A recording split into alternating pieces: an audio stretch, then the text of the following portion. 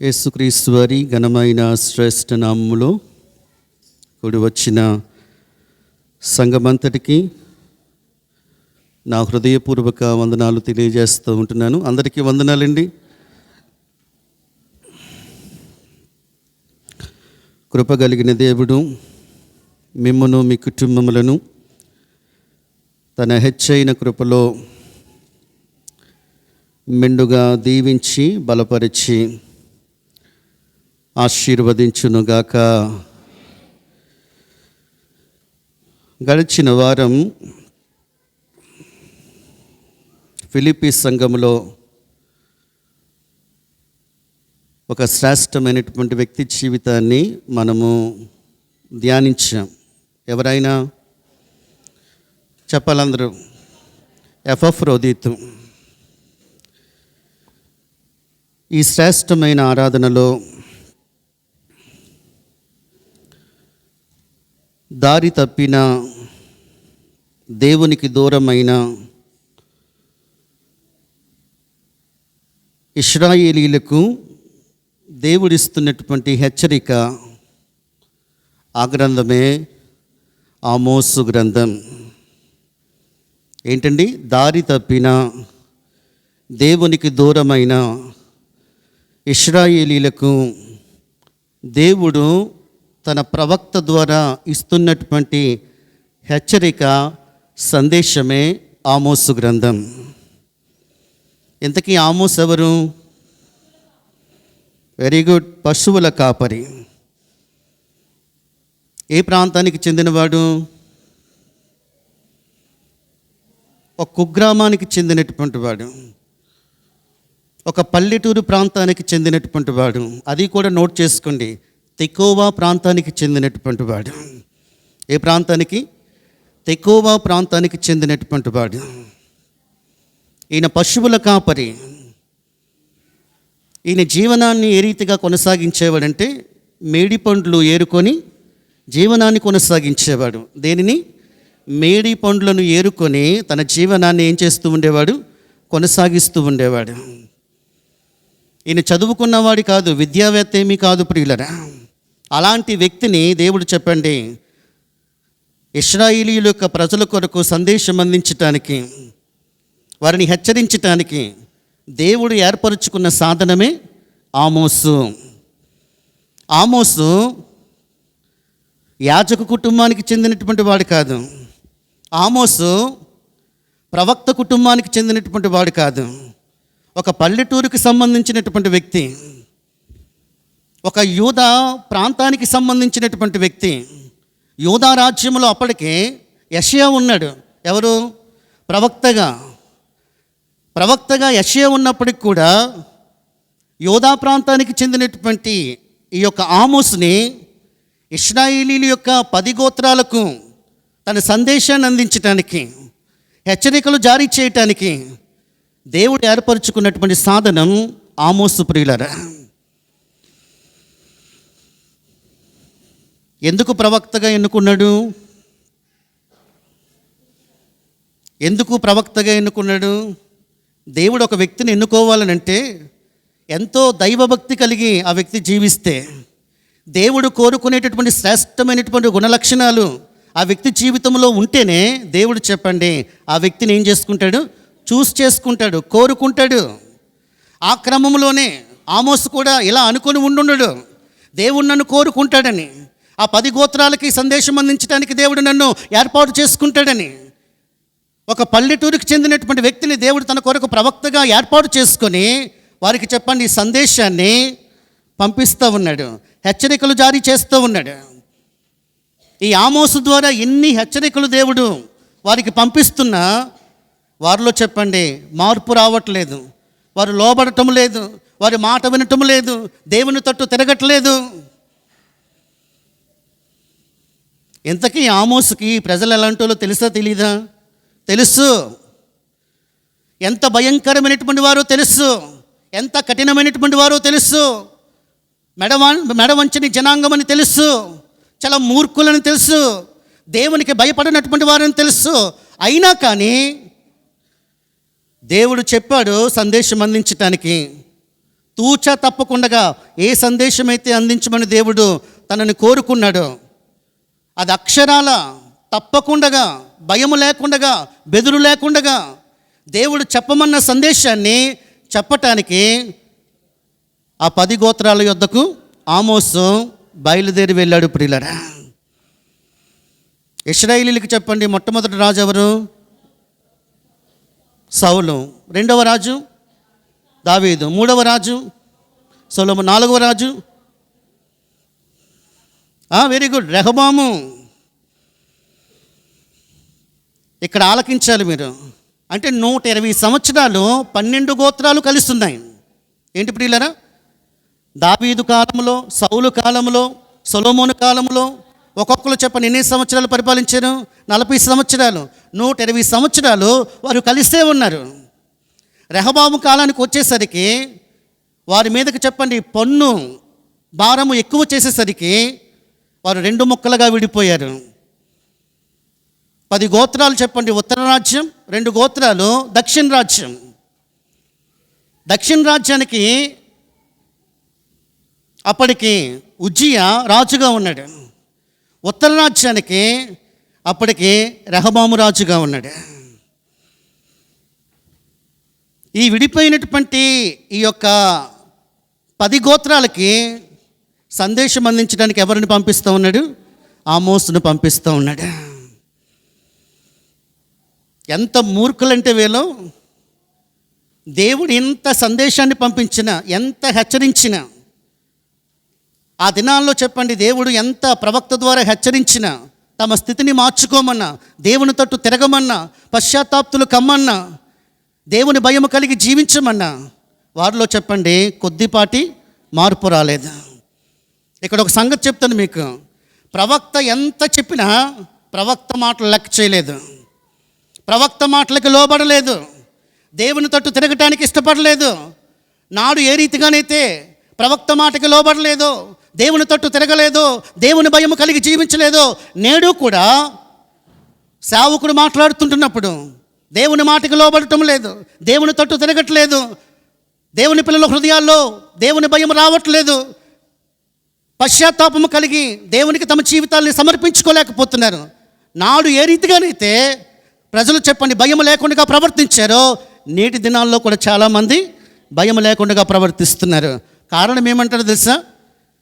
దేవుడు వారిని అధికంగా ఆశీర్వదించాడు, వారికి సమృద్ధిని ఇచ్చాడు, ఐశ్వర్యాన్ని ఇచ్చాడు, ధనాన్ని ఇచ్చాడు, ఇండ్లనిచ్చాడు, భూములను ఇచ్చాడు. ఇవన్నీ ఇచ్చిన తర్వాత పూర్తిగా దేవుణ్ణే మర్చిపోయారు. ఇర్మియా గ్రంథంలో ఒక మాట ఉంటుంది, చదవద్దు కానీ, నా ప్రజలు లెక్కలేనన్ని దినములు నన్ను మర్చిపోయారు. దేవుని యొద్ద నుంచి సమృద్ధిని పొందుకున్న తర్వాత ఈ ప్రజలు దేవుణ్ణి మర్చిపోయారు, ఇష్టానుసారంగా జీవించారు. ఎంత దుఃఖకరం అంటే, దేవుడు ఏ విగ్రహాల జోలికైతే వెళ్ళొద్దన్నాడో, ఏ విగ్రహాలనైతే ఆరాధించొద్దన్నాడో, ఏ భయంకరమైనటువంటి పాపం అయితే చేయొద్దన్నాడో ఆ పాపము చేశారు, ఆ విగ్రహాలకి నమస్కారం చేశారు. దేవుడు చేయొద్దన్నటువంటి వాటిని చేసి దేవుని దృష్టికి అవిధేయులయ్యారు. అంత భయంకరంగా వీరు జీవిస్తుంటున్నారు ప్రియులరా. అలా జీవిస్తుంటున్నటువంటి వారికి దేవుడు ఎన్ని హెచ్చరికలు చేసినా వారు చెప్పండి ఏం చేయలేదు, వినలేదు, లోబడలేదు, సరి చేసుకోలేదు, దేవుని తట్టు తిరగలేదు. ఇదే మాట నీకు కూడా వర్తిస్తుంది. దేవుడు నీతో మాట్లాడుతుంటున్నప్పుడు సరి చేయబడాలి, దేవుని తట్టు తిరగాలి, పశ్చాత్తాపపడాలి, నీ తప్పేంటో నువ్వు తెలుసుకోవాలి. యుగాంతమందు ఉన్నటువంటి మనకి చెప్పండి ఏం కలగటానికే? బుద్ధి కలగటానికే ఈ సంగతులు రాయబడ్డాయి. మనలో మార్పును తీసుకొని రావటానికే. ఆమోసు ద్వారా దేవుడు ఎంత మాట్లాడుతున్నా ఈ 10 గోత్రాలకి చెప్పండి ఏం రావట్లేదు? మార్పు రావట్లేదు, మార్పు రావట్లేదు. నేడు చాలామంది ప్రజలకి మార్పు రావట్లేదు. దేవుని రాకడ సమీపముగా ఉంటుండగా మార్పు రావట్లేదు. దేవుడు ఎంత కఠినంగా మాట్లాడుతున్నా కానీ వారిలో మార్పు రావట్లేదు. దేవుడు కొన్నిసార్లు వారిని శిక్షించినా కానీ ఆ శిక్షలో నుంచి అయినా కానీ వారిలో మార్పును తీసుకుని రావద్దామని దేవుడు ప్రయత్నం చేస్తున్నా కానీ వారిలో ఏం రావట్లేదు? మార్పు రావట్లేదు. కొన్నిసార్లు చిన్న చిన్న శిక్షలు, చిన్న చిన్న పరీక్షలు, చిన్న చిన్న పరిస్థితులు దేవుడు మన జీవితాల్లో ఎందుకు అనుమతిస్తాడో తెలుసా? నీ తప్పేంటో నీకు తెలియచేయటానికి. ఆ తప్పు తెలుసుకొని దేవుని తట్టు నువ్వు తిరగగలిగితే దేవుడు ఉన్నతంగా నేను హెచ్చించటానికి, ఉన్నతంగా నీ కుటుంబాన్ని ఆశీర్వదించడానికి, నిన్ను బలపరచడానికి, నిన్ను దీవించటానికి, తన మహిమ కొరకు నిలవబెట్టుకోవటానికి దేవుడు ఇష్టపడుతుంటుండగా, ఇదిగో ఈ 10 గోత్రాలకు సంబంధించినటువంటి ఇశ్రాయేలీల వలె నీ హృదయాన్ని కఠినపరుచుకుంటున్నావేమో, దేవునికి దూరంగా జీవిస్తున్నావేమో, నా జీవితం నా ఇష్టం అన్నట్లుగా బ్రతుకుతున్నావేమో. దేవుడు నీతోనే ఈ సందేశం మాట్లాడుతున్నాడు, సరి చేసుకోవడానికి మాట్లాడుతున్నాడు, ఒక లోతైనటువంటి పశ్చాత్తాపంలోనికి నువ్వు రావటానికి మాట్లాడుతున్నాడు. ఆలకిస్తావా, లోబడతావా, దేవుని తోటి తిరుగుతావా, దేవుడు కనికరిస్తాడు. లేకపోతే ఎన్నిసార్లు గద్దించినా లోబడకపోతే చెప్పండి, మరి తిరిగి లేకుండా హఠాత్తుగా శిక్షను కొని తెచ్చుకుంటా. దేవుడు గద్దిస్తాడు నా మేలు కొరకే, నా ఆశీర్వాదం కొరకే అన్న భావన మన జీవితాల్లో మనం కలిగి ఉండాలి ప్రియులరా. ఇంత గద్దించినా కానీ వీళ్ళు మాట వినకపోయేసరికి, లోబడకపోయేసరికి, దేవుని తట్టు తిరగపోయేసరికి క్రీస్తు పూర్వం 722వ సంవత్సరంలో దేవుడు వారిని అష్షూరు చెరకు అప్పగించాడు. ఏ చెరకి? అష్షూరు చెరకు అప్పగించాడు. అప్పటికైనా చెప్పండి, ఆ చెరకు అప్పగించబడినటువంటి వారు పశ్చాత్తాపడతారేమని దేవుడు ఎదురు చూశాడు. కానీ చెప్పండి, వారిలో ఏమి రాలేదు. అబ్బా, కొంతమందిలో ఎన్ని సంవత్సరాలైనా రాదండి, ఏమి రాదు, సెపరేట్ అండి, మార్పు రాదు, పశ్చాత్తాపం రాదు. వీళ్ళు ఇశ్రాయేలీయులు చెప్పండి, దేవుని కొరకు ఏర్పరచబడిన జనాంగం, దేవుని పిల్లలు ఎంత ప్రత్యేకంగా జీవించాలో దేవుని ఆరాటం. ఒక ప్రవక్తను పంపించి తన సందేశం ఇచ్చి హెచ్చరిక చేసి వారిని చెప్పండి మార్చడం కోసం ఇన్ని శతవిధాల ప్రయత్నం చేసినా వారిలో ఏమి రావట్లేదు, రాదు. కొంతమందికి ఎన్ని సంవత్సరాలైనా రాదు. రాకపోతే చెప్పండి ఎవరికి నష్టం? మనకే నష్టం. మారడానికి దేవుడు అవకాశాలు ఇస్తాడు, మారకపోతే నష్టపోయేది నీవే. క్రీస్తు పూర్వం 722వ సంవత్సరంలో దేవుడు చెప్పండి దేనికి అప్పగించాడు? అష్షూరు చెరకు అప్పగించాడు. అష్షూరు చెరకు అప్పగించినా కానీ చెప్పండి, దేవా మా తప్పుల్ని మేము తెలుసుకున్నామయ్యా, మా పొరపాట్లు ఏంటో మాకు తెలిసినవి బాబు అయ్యా, మమ్మల్ని మేము దిద్దుకుంటామయ్యా, మీ తట్టు తిరిగిపోతామయ్యా, మమ్మల్ని కనికరించాయా, మమ్మల్ని క్షమించాయా అన్న మాటలు ఏమైనా వచ్చేయాలి నోటంట? ఒక్క మాట రాలేదండి. అంత మూర్ఖులండి వీళ్ళు. ఆమోసును పంపిస్తే ఆమోసుల మాటలు లెక్క చేయలేదేలో. రే ఓ పల్లెటూరోడా, నువ్వు చెప్పే మాటలు మేము వినేదేంటి అని తిరస్కరించారు. దేవుడు చెప్తేనే లెక్క చేయలేదండి వీళ్ళు. సరే ప్రవక్తనన్నా పంపించి వారికి నచ్చ చెప్దామని దేవుడు ప్రయత్నం చేస్తే ప్రవక్త మాట కూడా చెప్పండి ఏం చేయలేదు, లెక్క చేయలేదు. ఆమోస్ అనగా ఏంటి? వెరీ గుడ్, భారము భరించేవాడు, భారము మోయువాడు. మరో అర్థం ఉంది ప్రియులరా, ప్రీతి పాత్రుడు. ఏంటండి? ప్రీతి పాత్రుడు, భారము భరించేవాడు. ఎన్ని తిరస్కారాలండి, పేరుకు తగినటువంటి రీతిగా దేవుని కొరకు దేవుడు తనకు అప్పగించినటువంటి ఆ బాధ్యత, దేవుడు తన మీద ఉంచినటువంటి భారం మోయటానికి ఇష్టపడ్డాడు ప్రియులరా. భారాన్ని భరించాడు. దేవా నేను మోయలేనయ్యా, నేను ఆ భారాన్ని భరించలేనయ్యా, వాళ్ళు చాలా భయంకరమైనటువంటి మనుషులయ్యా, వారు చెబితే వినరయ్యా అని అనలేదు. దేవుని కొరకు భారము భరించటానికి ఇష్టపడ్డాడు, భారము భరించడానికి ఇష్టపడ్డాడండి. తిరస్కారాల మధ్యలో, వ్యతిరేకతల మధ్యలో, దూషిస్తున్నటువంటి వారి మధ్యలో దేవుని కొరకు భారము భరించడానికి ఇష్టపడ్డాడు. పేరుకు తగినటువంటి రీతిగా భారము భరించడానికి ఇష్టపడ్డాడు కనుకనే దేవుడు చెప్పండి ఆ ప్రవక్తని కోరుకొని ఆ 10 గోత్రాలకి చెప్పండి సందేశము అందించడానికి పంపించాడు ప్రియులరా. దేవుని కోసం భారం ఉందా మనకి? చిన్న భారాన్ని కూడా భరించలేమండి మనం, చిన్న మాట కూడా భరించలేమండి. మాటకి మాట, తిట్టుకు తిట్టు, దోషణకి దోషణ. ప్రభు కొరకు భారము భరించే వారంగా ఉండాలి. ఆ 10 గోత్రాల మధ్యలో దేవుడు నా మీద భారం పెట్టాడు, బాధ్యత పెట్టాడు, దాన్ని నేను భరించాలి అని అనుకున్నాడు. ఎవరు? ఆమోసు. ఎవరైనా చిన్న మాట అంటే మనం భరిస్తామండి? భరించలేమండి, సహించలేమండి, ఓర్చుకోలేమండి. ఇదిగో పల్లెటూరుకి చెందినటువంటి ఒక ప్రవక్త దేవుడు తన మీద ఉంచినటువంటి భారమును బట్టి భరించాడండి, సహించాడండి, ఓర్చుకున్నాడండి. వారు ఎన్ని మాట్లాడినా కానీ మౌనంగా ఉన్నాడండి. ఆ పేరులోనే దాని యొక్క అర్థం అది జీవితపు నిరూపమానంగా ఉంది, అది జీవితపు నెరవేర్పుగా ఉంది. భారము భరించువాడిగా ఉన్నాడు. తన పట్ల దేవుడు ఉంచినటువంటి భారాన్ని చెప్పండి ఏం చేస్తూ వచ్చాడు? నెరవేరుస్తూ వచ్చాడు. ఆ ప్రజలకు చెప్పండి, ఈ మాటలు చెప్తే ఏమైనా అనుకుంటారని భయపడ్డా? భయపడలేదు. దేవుడు చెప్పమన్నది చెప్పాడు. సేవకుడు సన్నద్ధుడై చెప్పమన్నది చెప్పినప్పుడే ప్రజల హృదయాల్లో చెప్పండి దేవుడు తన కార్యాన్ని జరిగిస్తాడు.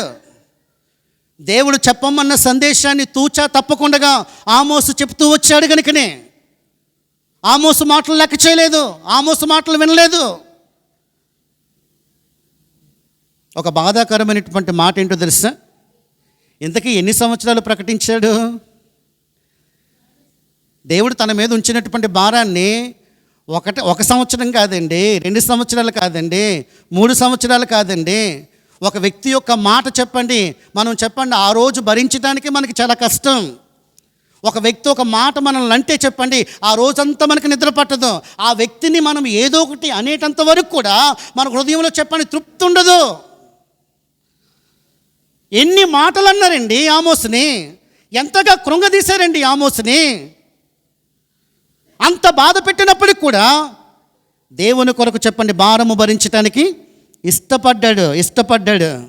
ఇదిగో దేవుడు నా పట్ల ఒక ప్రణాళిక కలిగి ఉన్నాడు. ఇదిగో ఆమోసు ద్వారా మనం ఈ పాఠాన్ని నేర్చుకోవాలి. దేవుడు నా పట్ల ఒక భారాన్ని ఉంచాడు. ఏంటో తెలుసా? నేను ఆమోసు వలె ఎవరు నన్ను ఏమన్నప్పటికి కూడా ప్రజలు మిమ్మల్ని నిందించి హింసించి మీ మీద అబద్ధముగా చెడ్డ మాటలు ఎలా పలుకున్నప్పుడు మీరు ధన్యులు, పరలోకమందు మీ ఫలం అధికమవుతుంది. ఆమోసు ద్వారా మనం అది నేర్చుకోవాలి. యేసుక్రీస్తు ప్రభువారిలో ఎగ్జైట్గా, ఈ మాట మీరు నోట్ చేసుకోండి, యేసుక్రీస్తు ప్రభువారిలో ఎగ్జైట్గా ఈ లక్షణాన్ని మనం చూస్తాం. ఆయన యొక్క తండ్రి యొక్క చిత్తాన్ని నెరవేర్చడానికి, తండ్రి యొక్క ఉద్దేశాన్ని నెరవేర్చడానికి మనుషులు ఏ రీతిగా ఆయన మాట్లాడినప్పటికి కూడా వాటన్నిటిని కూడా చెప్పండి ప్రభు ఏం చేస్తూ వచ్చారు? సహిస్తూ వచ్చారు, భరిస్తూ వచ్చారు. క్రీస్తు యేసునకు కలిగిన మనస్సు ఆమోసు కలిగి ఉన్నాడు. వాటన్నిటిని భరించాడు. ప్రభు నిన్ను మాట్లాడినారండి, ఒరే బయల్జుబులు, ఒరే పాపి, వడ్లవాని కుమారుడా, దయాలధిపతి, వీటన్నిటినీ కూడా మన కొరకు, మన శిక్ష కొరకు, మనకి విమోచన ఇవ్వటం కొరకు, మనకి రక్షణ భాగ్యాన్ని అనుగ్రహించడం కొరకు, మనకి పరలోక ప్రాప్తి ప్రసాదించడం కోసం వాటన్నిటినీ చెప్పండి ప్రభు ఏం చేశాడు? భరించాడు, ఓర్చుకున్నాడు. ప్రభు భరించకపోతే నీ స్థానం ఏంటి? ఇంకా పాపములోనే ఉందువు, రక్షణ లేకుండా ఉందువు. దేవుని సన్నిధిలో కూర్చున్నామంటే నీకు విమోచన ఇవ్వటానికి, నీకు రక్షణ భాగ్యం ఇవ్వటానికి దేవుడు వాటన్నిటిని కూడా చెప్పండి ఏం చేస్తూ వచ్చాడు? సహిస్తూ వచ్చాడు. ఒక మాట మనం చదువుదామా? కీర్తనల గ్రంథం 69వ కీర్తన, క్షమించండి 68వ కీర్తన 19వ చరణం. ప్రభు స్తుతి నందునుగాక, అనుదినము ఆయన మా భారము భరిస్తూ ఉన్నాడు. అనుదినము ఆయన మన భారాన్ని చెప్పని ఏం చేస్తున్నాడు? భరిస్తున్నాడు. అక్కడ కూడా చెప్పండి ఆమోసు ఆ 10 గోత్రాల ప్రజలు చెప్పండి ఏం చేస్తున్నారో వాటన్నిటిని కూడా ప్రభు కొరకు ఏం చేస్తున్నాడు? భరిస్తున్నాడు. ఫలించే చెట్టుకే చెప్పండి ఏంటి? దేవుని పని చేసేవాడిని అందరూ అంటారు, ఖాళీగా ఉండేవాడిని ఎవడేమంటారు. ఫలించే క్రైస్తవుని అంటారు, దేవుని కోసం చెప్పేవాడిని అందరూ అంటారు. నువ్వు భరించాలి, సహించాలి, ఓర్చుకోవాలి. ప్రభు కోసం ఒక మాట పడ్డంలో తప్పేమీ లేదు. ఇదిగో ఆమోస్ ఎన్ని మాటలు భరించాడండి. ఎంతగా కఠినంగా వారు మాట్లాడినప్పుడు కూడా, ఒరే పల్లెటూరోడా, నువ్వు ఎక్కడి నుంచి వచ్చావో మాకు తెలుసురా, నువ్వు మాకు చెప్పడానికి సరిపోతావా? ఇయ్యండి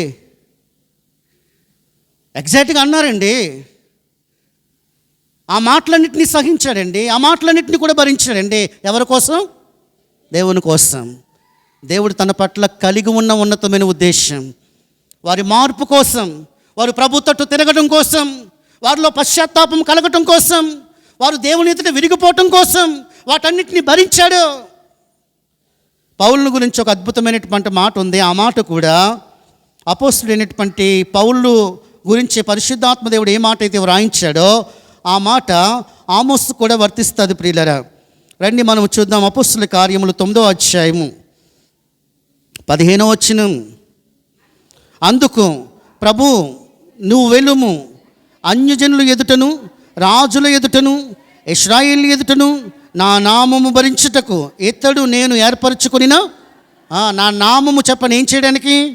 భరించటానికి నేను ఏర్పరచుకొనిన సాధనం. ఏం భరించటానికి? క్రీస్తు కొరకు నిందను అనుభవించటానికి, భారాన్ని భరించటానికి, శ్రమను అనుభవించటానికి. కొన్ని వ్యతిరేకతల మధ్యలో మనం నలిగిపోయినా కానీ వాటన్నిటిని కూడా చెప్పని ఏం చేయాలి? ప్రభు కోసం భరించాలి. మేము ఓర్చుకోలేమండి. మా క్రైస్తవులుగా కష్టాలు వద్దండి, మాకు బాధలు వద్దండి, మాకు ప్రతికూలతలు వద్దండి. క్రైస్తవునికి అనునిత్యం శ్రమలు. ఆ శ్రమల మధ్యలో ప్రభు నీకు ఏమై ఉంటాడు? తోడై ఉంటాడు. అన్నిటినీ సహిస్తూ వచ్చాడు కనుకనే ప్రభు అతనికి తోడై ఉన్నాడు.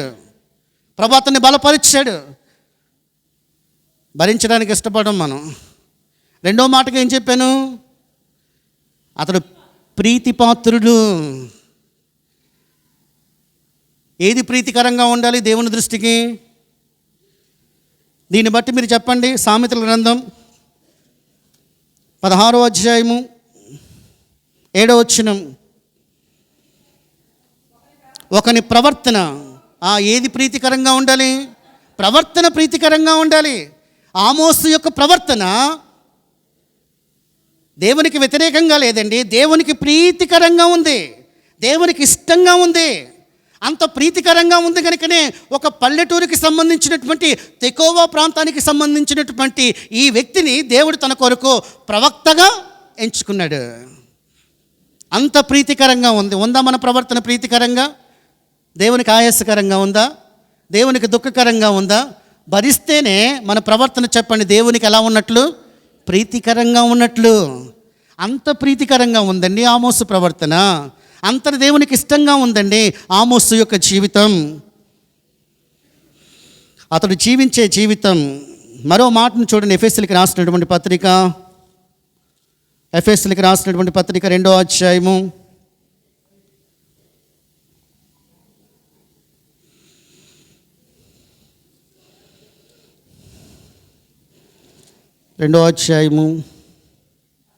10వ వచనం. మరియు వాటి యందు ఒకసారి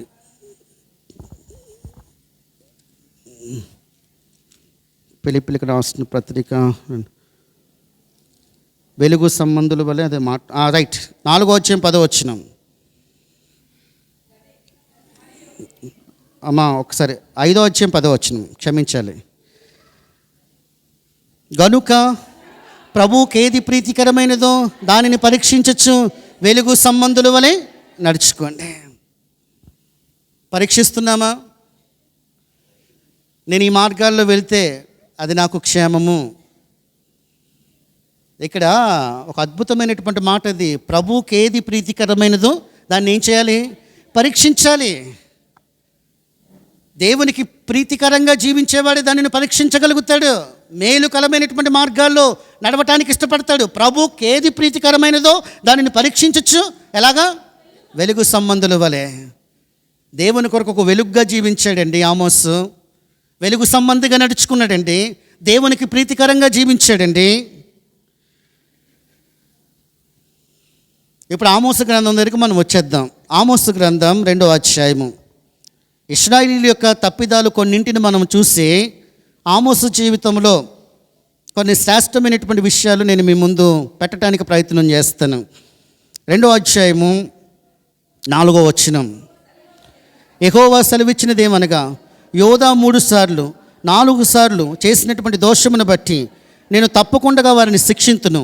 ఏలైనగా వారు తమ పితరులను అనుసరించి అబద్ధములను చేపట్టి మోసపోయి యెహోవా ధర్మశాస్త్రమును విసర్జించి ఆయన విధులను గైకొనకపోయిరి. మొదటి తప్పిదం ఇది. ఇలా రాసుకోండి. ఇశ్రాయేలీయులు చేసినటువంటి మొదటి తప్పిదం అని రాసుకోండి. ఆ మొదటి తప్పిదం ఏంటి తెలుసా? అబద్ధములను చేపట్టి మోసపోయి యెహోవా ధర్మశాస్త్రమును విసర్జించి ఆయన విధులను చెప్పని ఏం చేయలేకపోయారు? గైకొనకపోయారు. ఆమోసు ద్వారా దేవుని విధులను గైకొనమని, ధర్మశాస్త్రాన్ని గైకొనమని, అబద్ధాల తట్టు తిరగొద్దని, మోసం వైపు మీ జీవితాన్ని మళ్లించుకోవద్దని దేవుడు ఎంత హెచ్చరించే ప్రయత్నం చేసినా వారు దేవుని యొక్క ధర్మశాస్త్రాన్ని ఏం చేస్తూ వచ్చారు? విసర్జిస్తూ వచ్చారు.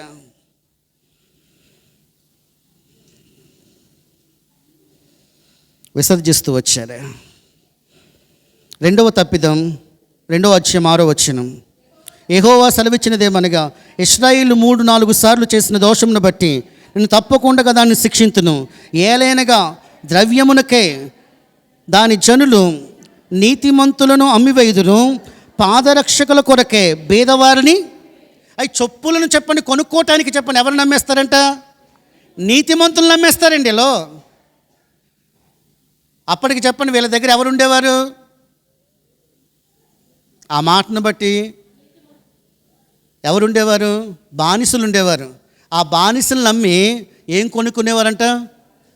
పాదరక్షలు కొనుక్కునేవారంట. నీతిమంతులు నమ్మి, ఎంత దుఃఖకరమండి, నీతిమంతులు నమ్మి ఏం కొనుక్కునేవారు? పాదరక్షకులను కొనుక్కునేవారు. నీతిమంతులు నమ్మివేయుదురు, పాదరక్షకుల కొరకే బీదవారిని అమ్మివేయుదురు. ఇశ్రాయేలీయుల యొక్క పాపం ఒకటి కాదండి, ఇలా చూసుకుంటూ పోతే ఇంచుమించు 23 తప్పిదాలు చేశారు వాళ్ళు. 23 తప్పిదాలు. 3వ తప్పిదాన్ని చూడండి ప్రియులరా, అదే 2వ అధ్యాయం 7వ వచనం.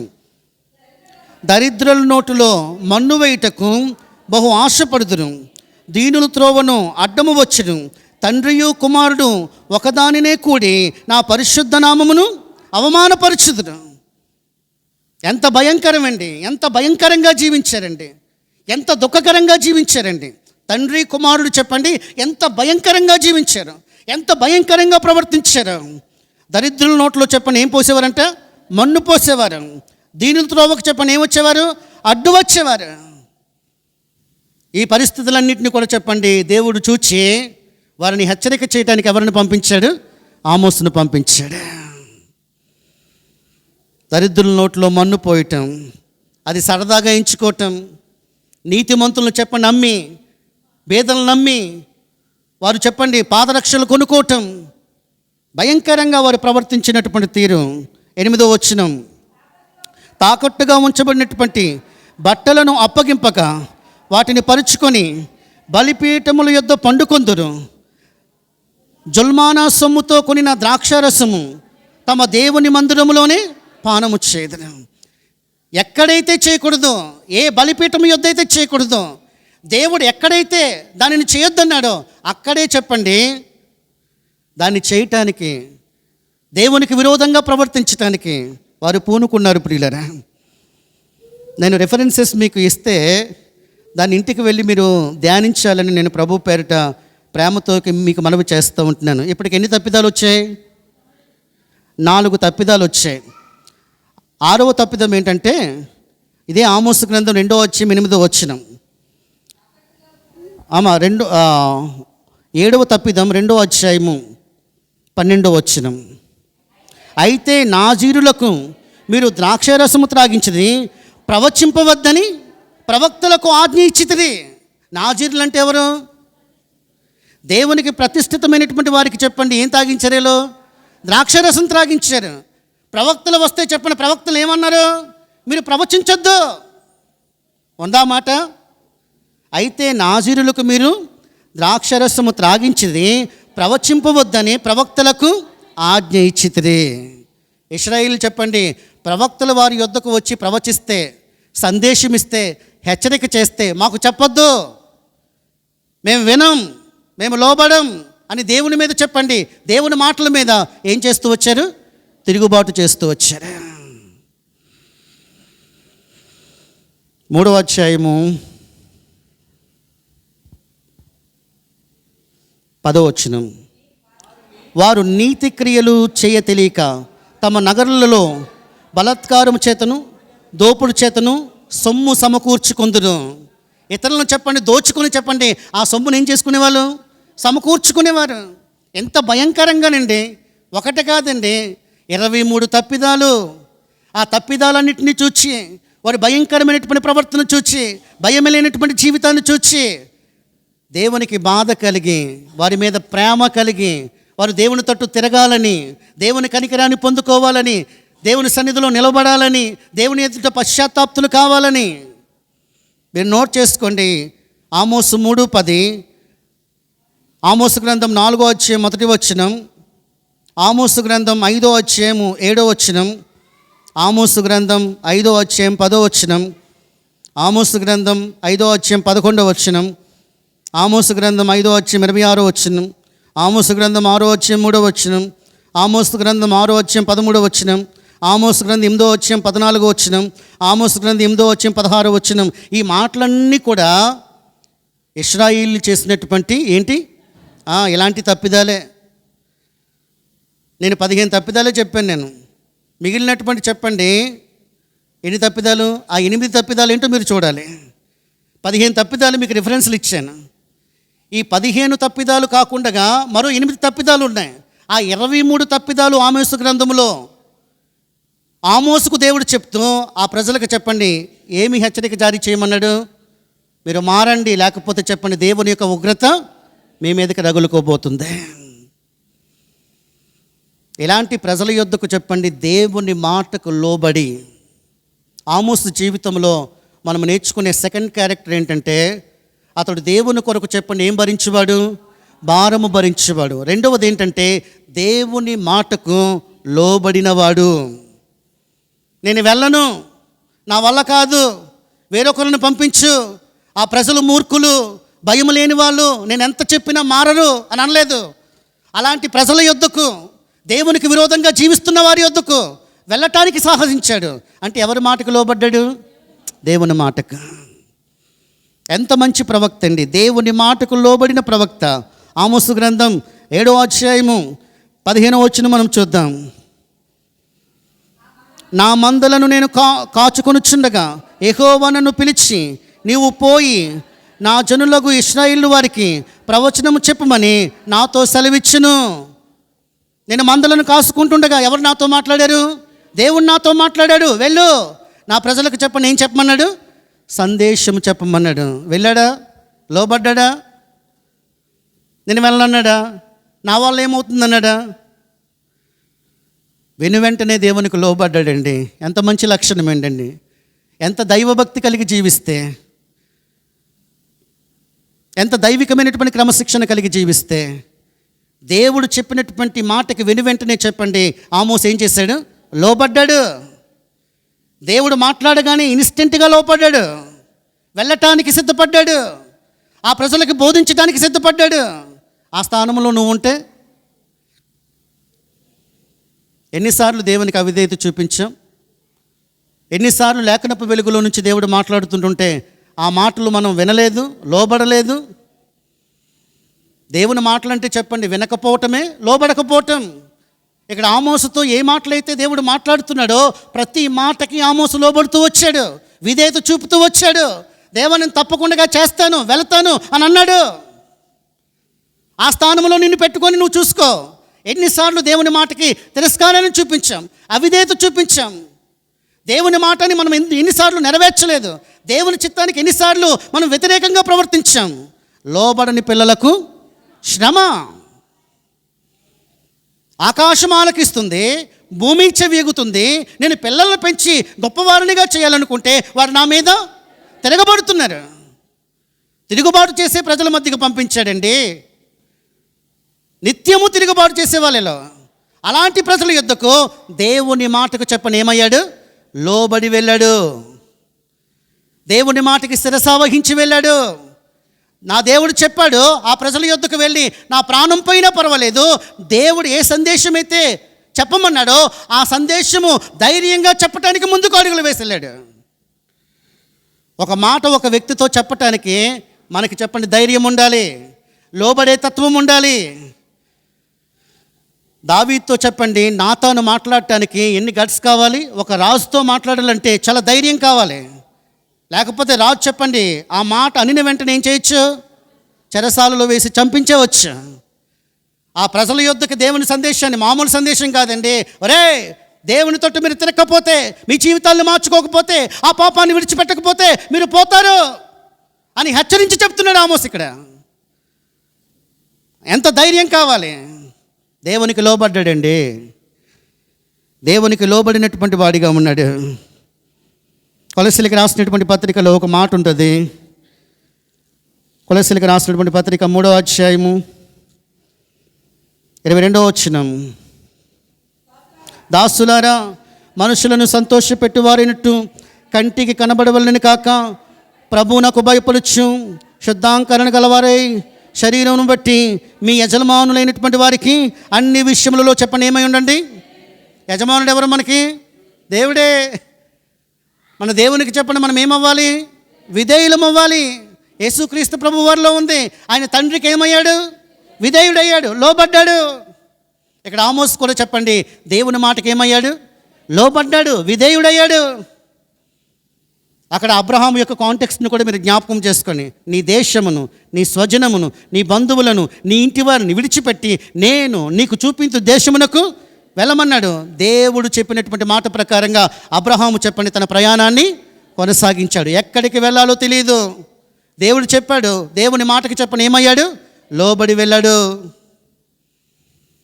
ఇదిగో చితిసారకం నానుతో చెప్పండి, నీ కొరకు చెప్పండి ఏం చేసుకోమన్నాడు? దేవుడు చెప్పినటువంటి మాటకి ఏమయ్యాడు? ఆదికాండం 7వ అధ్యాయం 5వ వచనం చూడండి. దేవుడు తనకు ఆజ్ఞాపించినటువంటి యావత్తును చేశాడు. దేవుని మాటకి ఏమయ్యాడు? లోబడ్డాడు నోవహు. మరియ జీవితం కూడా అంతే. నువ్వు చెప్పండి, నువ్వు గర్భము ధరించబోతున్నావు, పురుషుని ఎరగని దానిని నేను గర్భము ధరించటమా? దేవుడు చెప్పినటువంటి ఏ మాట అయినను నిరర్ధకం కాదు. అప్పుడు ఏమన్నది? నీ మాట చొప్పున. అంటే దేవుని మాటకి ఏమైంది? లోబడింది. అంటే ఈ మాటలన్నీ కూడా దేవుని పిల్లలైనటువంటి మన యొద్దకు దేవుడు తీసుకుని రావటం యొక్క ఉద్దేశం ఏంటంటే, ఆమోసు ఏ రీతిగానైతే దేవునికి లోబడ్డాడో, ఆయన పిల్లలమైనటువంటి మనము కూడా దేవునికి ఏమవ్వాలి? లోబడాలి. ఆమోసు జీవితంలో సెకండ్ క్యారెక్టర్ ఏంటంటే, ఆమోసు దేవుని ఎదుట తను తాను తగ్గించుకున్నాడు. ఒక ప్రవక్త అండి, తను తాను హెచ్చించుకోలేదు, డాంబికానికి పోలేదు, నా మాట వినాలి అని అనుకోలేదు, గొప్పలు చెప్పుకోలేదు. ఐఎమ్ నథింగ్, ఐఎమ్ జీరో, నేనేమీ కాదు. దేవుని కొరకు తను తాను తగ్గించుకున్నాడు. చూడండి ఆమోసు గ్రంథం 7వ అధ్యాయము, ఆమోసు గ్రంథం 7వ అధ్యాయం 14వ వచనం. అందుకు ఆమోసు అమధ్యాతో ఇట్లా నేను ప్రవక్తనైనను కాను, ప్రవక్త యొక్క శిష్యునైనను కాను, నేను పశువుల కాపరిని, మేడి పండ్లను తన స్థితిని చెప్తున్నాడు. నేను ప్రవక్తనైనను కాను, ప్రవక్త యొక్క శిష్యునైనను కాను, నేను ఎవరిని? పశువుల కాపరిని. నేను ఏం ఏరుకునేవాడిని? మేడి పండ్లు ఏరుకునేవాడిని. తన స్థితిని చెప్పి దేవుని కొరకు తను తగ్గించుకుంటున్నాడు. నేను ప్రవక్తనైపోయానని తను హెచ్చించుకోలేదు. ఈరోజు ఎంతమంది అండి బాబు తమ యొక్క స్థితిని బట్టి హెచ్చించుకుంటారు. హెచ్చించుకునే లక్షణం ఎవరిది? అపవాదిది. తగ్గించుకునే లక్షణం దేవుంది. మనం చదువుకున్నాం కదా పేతురు రాసినటువంటి మొదటి పత్రికలో, ఎదుటివాని ఎడల మీరు దీన మనస్సు అనే వస్త్రమును ధరించుకోండి. అది దేవుడు మీ అలంకరణది. ప్రభు కొరకు చెప్పని మనల్ని మనం తగ్గించుకోవాలి.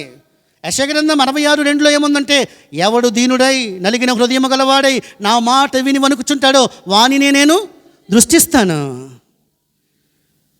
దీనత్వం అండి దేవుడు చూస్తాడు, దీనులను హెచ్చిస్తాడు. ప్రభు కొరకు తగ్గించుకోవాలి.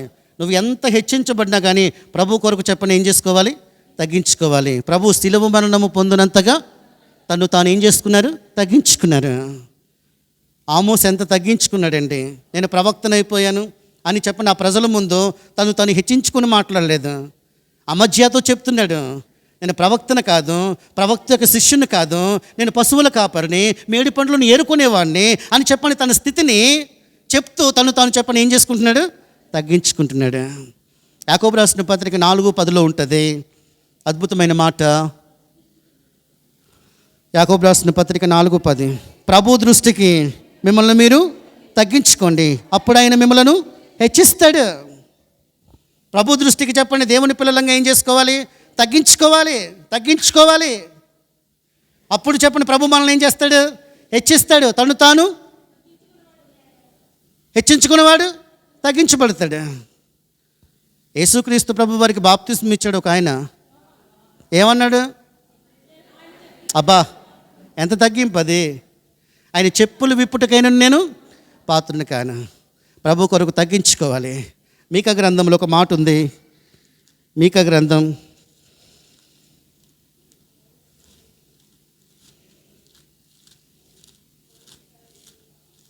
6వ అధ్యాయము 8వ వచనం. మనుష్యుడా, ఏది ఉత్తమమో అది నీకు తెలియజేయబడుచున్నది. న్యాయముగా నడుచుకున్నటయు, కనికరమును ప్రేమించుటయు, దీన మనసు కలిగి దేవుని ఎదుట ప్రవర్తించుటయు, ఇదే కదా దేవుడు అడుగుచున్నాడు. ఏది అడుగుతున్నాడు? దీన మనస్సు కలిగి ప్రవర్తించుటయే కదా దేవుడు నిన్ను అడుగుతున్నాడు. దీనులను ఆయన హెచ్చించే దేవుడు. వినయ మనస్కుడు ఘనత నొందుతాడు. నువ్వెంత తగ్గించుకుంటే అంతగా దేవుడు చెప్పండి మనల్ని ఏం చేస్తాడు? హెచ్చిస్తాడు, ఆశీర్వదిస్తాడు. శతాధిపతి అంటాడు ఒక మాట ప్రభువుని, అయ్యా నువ్వు నా ఇంట్లోనికి వచ్చుటకు నేను పాత్రను కాను, నేను కూడా అధికారమునకు లోబడిన వాడిని. ఒకడు రమ్మంటే వస్తాడు, ఒకడు పొమ్మంటే పోతాడు. అయ్యా నువ్వు నా ఇంట్లోనికి వచ్చుటకు నేను పాత్రుని కాను. ఆమోసు జీవితంలో మరో బ్యూటిఫుల్ క్యారెక్టర్ ఏంటంటే, ఆమోసు ఇశ్రాయేలు పక్షంగా ప్రార్థిస్తున్న ప్రార్థనాపరుడు. ఎవరి పక్షంగానండి? ఇశ్రాయేలీల పక్షంగా ప్రార్థిస్తున్నటువంటి ప్రార్థనాపరుడు. రండి మనం చూద్దాం. ఆమోసు గ్రంథం. దేవుడు కొన్నింటిని చూపించాడు. ఆ 5 నేను మీ ముందుకు తీసుకుని వస్తాను. అవేంటో మనము చూడడానికి మనం ప్రయత్నం చేద్దాం. ఆమోసు గ్రంథం 7వ అధ్యాయము 1-2 వచనాలు. కడవరి గడ్డి మొలిచినప్పుడు ప్రభువైన యెహోవా మిడతలను పుట్టించి దర్శన రీతిగా దానిని నాకు కనుపరిచెను. ఆ గడ్డి రాజునకు రావాల్సినటువంటి కోత అయిన తర్వాత మొలిచినది. నేలను మొలిచిన పచ్చికంతయు ఆ మిడతలను తినివేసినప్పుడు ప్రభువైన యెహోవా నువ్వు దయచేసి క్షమించుము, యాకోబు కొద్ది జనముల వాడు అతడు ఎలాగూ నిలిచినని నేను చెప్పండి ఏం చేయగా మనవి చేయగా. దేవుడు చెప్పండి దర్శన రీతిగా ఏం చూపిస్తున్నాడు? మొదటి దర్శనంలో ఏం చూపించాడండి ఆమోస్కి? మిడతలను చూపించాయి. ఆ మిడతలు చెప్పండి ఆ పచ్చికంతటిని ఏం చేస్తున్నాయి? ఆ దేశంలో ఉన్నటువంటి పచ్చికంతటిని తినేస్తున్నాయి. వారి పక్షంగా దేవా దేవా క్షమించునైనా, కనికరించునైనా అని వారి పక్షంగా వ్యాజ్యమాడుతున్నాడు. వారి పక్షంగా ప్రార్థన చేస్తున్నాడు. వారికి కరువు రానివద్దయ్యా, వారిని కనికరించయ్యా, వారిని క్షమించయ్యా, వీరికి శిక్ష పడాలయ్యా. అయ్యా 38 సంవత్సరాలు వారికి బోధిస్తూ వచ్చానయ్యా, వారిలో మార్పు రాలేదయ్యా. అయ్యా నువ్వు వారి యొక్క దేశం మీదకి నువ్వు మిడతలను పంపించయ్యా, ఆ చేలన్నింటినీ తినిపించయ్యా అని అన్నాడా? వారి పక్షంగా ఏం చేస్తున్నాడు? అయ్యా నువ్వు దయచేసి క్షమించుము, యాకోబు కొద్ది జనములు గలవాడు అతడు ఎలాగూ నిలిచును అని నేను మనవి చేయగా యెహోవా పశ్చాత్తాపపడి అది జరగదని సెలవిచ్చాను. మీరు నోట్ చేసుకోండి. 7వ అధ్యాయం 1-2 వచనాల్లో మిడతలను చూపించాడు. రెండవది 7వ అధ్యాయం 4-5 వచనాల్లో అగ్నిని చూపించాడు. దేవుడు చెప్పండి ఏం చేయటానికి? వారిని దహించటానికి. ఆ సమయంలో కూడా దేవా దయచేసి వారిని క్షమించయ్యా అంటే ఇశ్రాయేలీలందరి పక్షంగా చెప్పండి ఏం చేస్తూ ఉన్నాడు ఆమోసు? ప్రార్థన చేస్తున్నాడు, అడ్డుపడుతున్నాడు. అయ్యా క్షమించినైనా, కనికరము చూపునైనా, ఆ ప్రజలకు ఒక అవకాశం ఇమ్మునైనా అని దేవుణ్ణి వేడుకుంటా ఉన్నాడు. ప్రవక్తగా చెప్పండి తాను ఏం చేయాలో, ఆ ప్రజల్ని శిక్షించునైనా, కఠినంగా శిక్షించునైనా అని అనుంటే దేవుడు చెప్పండి భయంకరంగా ఏం చేసేవాడు? దేవుడు ఆపుతూ వచ్చాడు. ఫస్ట్ మిడతలను పంపించాడు. రెండవది 7వ అధ్యాయం 4-5 వచనాల్లో అగ్నిని పంపించాడు. తర్వాత ఆమోసు గ్రంథం 7:7లో మట్టపు గుండును పంపించాడు. మట్టపు గుండు దేనికి సాదృశ్యమో తెలుసా? దేవుని యొక్క తీర్పుకు. బెల్షస్సర్ అనేటటువంటి వాడిని చెప్పండి దేవుడు చెప్పండి త్రాసులో వేయగా దేవుని దృష్టికి ఎలా కనిపించాడు? మెనే టేకెల్ ఉపార్సిన్. దేవుడు చెప్పండి నువ్వు త్రాసులో తూచగా దేవుని దృష్టికి నువ్వు చాలా తక్కువ వాడిగా కనబడ్డావు. నీ యొక్క లెక్క దేవుడు చెప్పండి తేల్చేశాడు. దేవుడు చెప్పండి జడ్జిమెంట్ ఇచ్చేశాడు. జడ్జిమెంట్ ఇవ్వబోతూ ఉంటుండగా ఆమోసు చెప్పండి వారందరి పక్షంగా ఏం చేస్తున్నాడు? మట్టపు గుండును చెప్పండి దర్శన రూపంగా చూపిస్తున్నాడు. ఎక్కడ? ఆమోసు గ్రంథం 7:7లో. తర్వాత ఆమోసు గ్రంథం 8వ అధ్యాయం 1-2 వచనాల్లో వేసవి కాలపు పండ్ల గంపను చూపించాడు. అంటే చెప్పండి, వారి పాపం ఏమైంది? పండింది. ఒరే బాబు, ఇంక నువ్వు ఇంక ప్రార్థన చేయటం ఆపే, నేను విన్నాం. అయ్యా అయ్యా అయ్యా, దయచేసి క్షమించయ్యా, కనికరించయ్యా. ఒరే బాబు, వారి పాపం పండిందయ్యా. 4వ దర్శనం ఏంటి తెలుసా? వేసవి కాలపు పండ్ల గంప. 5వ దర్శనం ఏంటంటే ఆమోసు గ్రంథం 9వ అధ్యాయం 1వ వచనం.